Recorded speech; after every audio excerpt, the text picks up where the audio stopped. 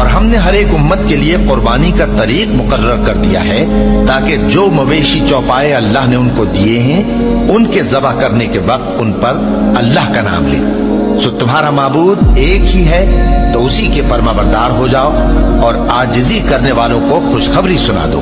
اور قربانی کے اونٹوں کو بھی ہم نے تمہارے لیے اللہ کے شعائر مقرر کیا ہے، ان میں تمہارے لیے فائدے ہیں، تو قربانی کرنے کے وقت قطار باندھ کر ان پر اللہ کا نام لو، پھر جب پہلو کے بل گر پڑے تو ان میں سے کھاؤ، اور قناعت سے بیٹھ رہنے والوں اور سوال کرنے والوں کو بھی کھلاؤ۔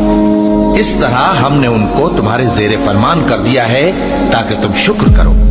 اللہ تک نہ ان کا گوشت پہنچتا ہے اور نہ خون، بلکہ اس تک تمہاری پرہیزگاری پہنچتی ہے۔